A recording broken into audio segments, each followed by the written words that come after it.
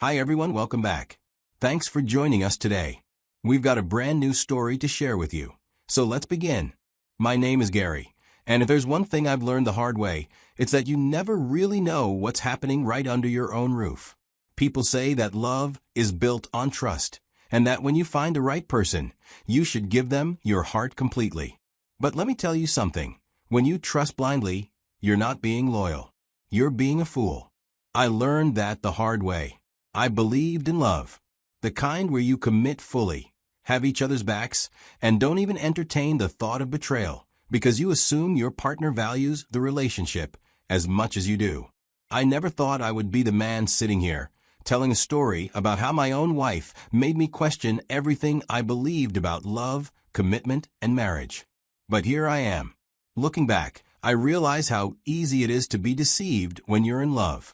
You don't see the signs, or maybe you do, but you brush them off because you don't want to believe that the person you trust could be capable of hurting you. You assume that since you're faithful and all in, they must be too. But that's not always the case. After everything I've been through, I honestly feel like love is just a scam, a word people throw around without truly meaning it. If you stick around, you'll understand exactly why I feel this way. I met my wife, Kimberly, when I was 30. She was 25 and full of life. At that age, I was ready to settle down, build a family, and create something solid. When I met her, everything just clicked. We could talk for hours about anything and everything, and from the outside looking in, we seemed like the perfect couple. We dated for a little over a year before I popped the question. Some people might say that's not long enough, but I felt like I had found my person. There were no obvious red flags, nothing that made me second-guess my decision. We had similar interests and enjoyed each other's company. Everything felt natural, like we were meant to be together. After we got married, life was good. We moved into a nice place my mother owned and settled into our routine, and for a while, it felt like I had everything I ever wanted. I was genuinely happy. We did almost everything together in the beginning, but looking back, the biggest betrayals come from the people you trust the most. One day, Kimberly mentioned that her phone was acting up. It kept freezing, the battery drained too fast, and certain apps wouldn't open. She was frustrated, so I told her I'd take care of it. So, I took her phone to a repair shop, thinking it would be a quick fix. The technician looked at it and told me that repairing the phone would cost almost half the price of a brand new one. That didn't make much sense to me. If I was already spending that much, I might as well get her something new. I figured she'd be happy about it, and honestly, I liked the idea of surprising her. So, instead of going for the repair, I went ahead and bought her a brand new phone. What I didn't know was that this small decision would change everything. Before transferring files from the old phone to the new one, I decided to check through it one last time before giving the go-ahead order. I wanted to make sure everything important was backed up properly. Photos, contacts, messages, basic stuff. But as I scrolled through the menu, a disguised folder caught my attention. It was hidden and wasn't visible among other regular files. My gut told me to open it. When I did, my entire body stiffened. There it was, a dating app inside the folder. My brain struggled to process why my wife would have a dating app. I decided to open it, and as I kept scrolling, it was evident she was up to something. The messages inside told me everything I needed to know. She had been talking to other men, not just recently, but even back when we were dating. Some conversations were playful, some outright flirty, and others too explicit for me to even stomach.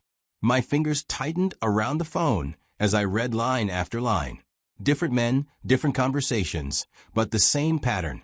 She laughed at their jokes, entertained their advances, and responded in ways that made it clear she wasn't just being friendly. She had been doing this under my nose the entire time. So, without hesitation, I took screenshots, capturing names, dates, and the worst parts of the conversations. I made sure to get everything. If she tried to lie her way out of it later, these messages would speak for themselves. Once I had what I needed, I locked the phone and handed it to the shop operator. "Go ahead with the transfer," I said, my voice steady. As the technician continued transferring the files, I stood there, completely zoned out. I wondered if she had always been like this. No matter how I turned it in my head, one thing was clear. This wasn't something I could ignore. I needed to talk to her. I needed answers. By the time I got home, I had already decided how I was going to handle it. So, when I walked through the door, I pulled out the brand new phone and handed it to her with a small smile, watching her face closely. Her eyes lit up, and she immediately wrapped her arms around me, pressing a kiss to my cheek. "Oh my God, babe, you got me a new phone?" "You didn't have to." She was genuinely happy, completely unaware of what was coming next. I let her enjoy the moment for a few seconds before I cleared my throat and spoke. "Yeah, I figured it was better than fixing the old one. By the way, I looked through your phone before the transfer started." My voice was calm, but direct. "I saw the dating app." Her smile faded in an instant. "Excuse me," she said, her eyes narrowing slightly. I held her gaze. "I saw it, Kimberly. I saw the messages. You've been talking to other guys." For a second, she just stared at me, and I could see her trying to figure out how to respond. Then, she scoffed, "You went through my phone?" "Seriously, Gary? That's an invasion of privacy. Do you not trust me?" I expected that reaction.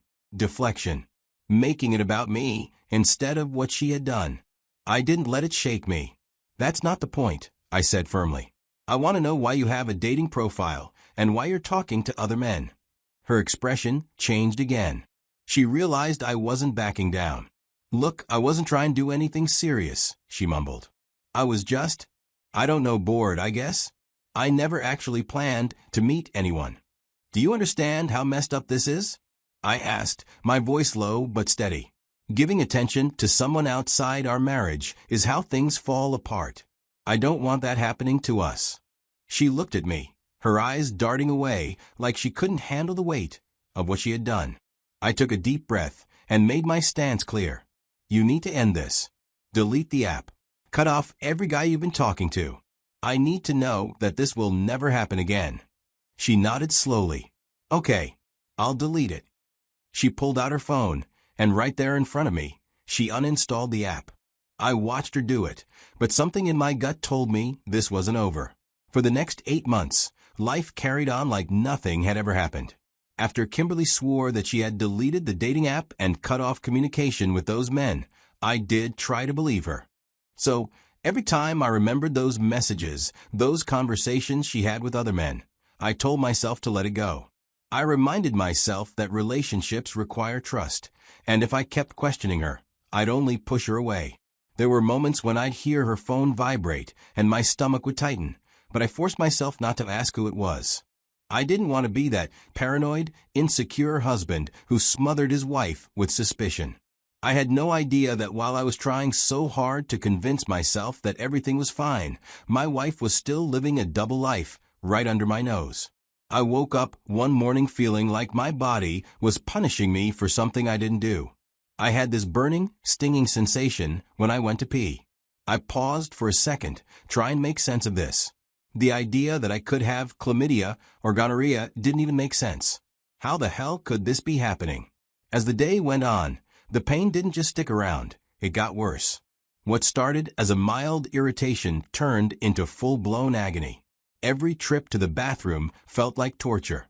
By evening, I noticed something even more disturbing. A thick, yellowish discharge.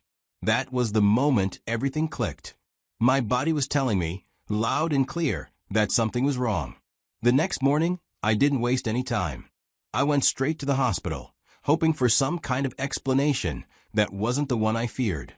Maybe it was a urinary tract infection.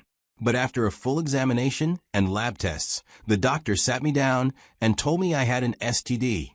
I stared at him, waiting for him to say something else, but all he said was, "These infections are only transmitted through sexual contact." That was it. My wife had slept with someone else. There was no other explanation. I walked out of that hospital in a daze. That night, I lay in bed next to Kimberly, staring at the ceiling while my mind raced in 100 different directions. The next morning, I woke up before her, already mentally preparing myself for what was about to happen. I made my way to the kitchen and poured myself a cup of coffee. A few minutes later, Kimberly walked in. She kissed me on the cheek, and I had to fight every muscle in my body from pushing her away in disgust. I let her pour herself some coffee, take a seat, take a sip. Then I looked at her dead in the eye and asked, "Kim, have you been with anyone else?" The shift in her expression was immediate. Her face twisted into an offended glare like I had just accused her of murder. She put her cup down and scoffed. "Excuse me? What kind of question is that?" "A simple one. Have you been with another man?" I pressed. I could see the anger building in her eyes. "I can't believe this. Are you seriously accusing me of cheating? After everything we've been through?" I didn't blink. "Did you cut off the guys from that dating app like you promised?" That was when she exploded. "Oh my God, you're really bringing that up again? I told you I deleted everything. Do you have any idea how exhausting it is to be with someone who doesn't trust you? This is ridiculous, Gary. Absolutely ridiculous." But I wasn't backing down. "Then hand me your phone," I said. She recoiled slightly, pulling it back toward her. "No, that's an invasion of privacy." I nodded slowly. "All right, then let's go to the hospital and get tested. Together." She leaned back in her chair, folding her arms. "I don't have to prove anything to you." That was all the proof I needed. I exhaled through my nose, pretending to give up, relaxing my shoulders like I was letting it go. But the second she turned her head, I lunged and grabbed the phone from her hands. Before she could snatch it back, I pressed it against her face to unlock it. She shrieked and jumped up from her seat, grabbing at me, but it was too late. The screen lit up. I started scrolling, and there it was. Everything I feared. Messages, images, receipts. Conversations with multiple men, some recent, some stretching back months. Explicit texts, plans to meet up, and miss you messages. She never stopped. Not even after I begged her to end it. She had been lying to my face this whole time. As I turned to look at her, "How could you be this unfaithful?" My voice was eerily calm. She didn't even apologize or try to lie her way out of it. Instead, she scoffed and gave me the middle finger. Right to my face. I felt something inside me snap. "Pack your stuff. This marriage is over," I said. "I want you gone before I get back." She smirked, thinking I was bluffing. I didn't wait to argue. I grabbed my car keys, walked straight out the door, and left her sitting there. As I drove just a few blocks down the road, then I pulled over, picked up my phone, and called my lawyer. "Find me the best divorce lawyer in town. I want this done immediately." By the time I got to my parents' house, I already knew I wouldn't be going back that day. They welcomed me in, confused as to why I was there so early in the morning, but I just told them I needed some time. I didn't explain everything yet. I couldn't. When I finally came back to my place 2 days later, it was empty. She was gone. I didn't have to wonder where she went. It didn't take long for the truth to find me. She moved straight into another man's house. One of the guys she had been seeing behind my back long before I even knew what was going on. That realization burned in a way I can't even describe. I won't lie, divorce was hell. People talk about it like it's just paperwork, like it's some clean-cut process where you sign a few documents and walk away. But the reality is brutal. Divorce isn't just about legally separating from someone. It's about untangling yourself from the life you built with them. It's about waking up and realizing the person you loved, the person you made sacrifices for, the person you thought you'd grow old with, was never really yours to begin with. The pain is something I wouldn't wish on my worst enemy. It probably hurt more because I truly loved her and gave her everything, which in return, she gave me nothing but lies. But I learned. I learned the hard way, and now I want other men to learn without having to go through the same thing.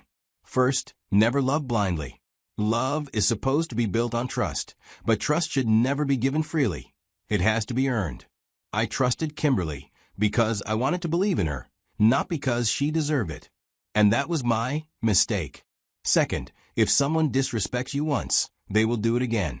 I caught her talking to other men, and instead of walking away, I let her convince me it was harmless. That was the moment I should have left. The third lesson? Trust actions, not words. People will tell you what you want to hear, but their actions will always expose the truth. Kimberly told me she deleted the app. Kimberly told me she ended things. But Kimberly was still sleeping with other men behind my back. Lastly, when someone shows you who they are, believe them. The first red flag is all you need. Don't wait for 10 more. I don't share this story for sympathy. I share it because I know there's a man out there who needs to hear this. If you're ignoring the signs, if you're convincing yourself that your gut feeling is wrong, if you're making excuses for a woman who keeps disrespecting you, don't. Protect your heart. Protect your future. And if you know someone who needs to hear this, send them this video. It might save them from the pain I went through.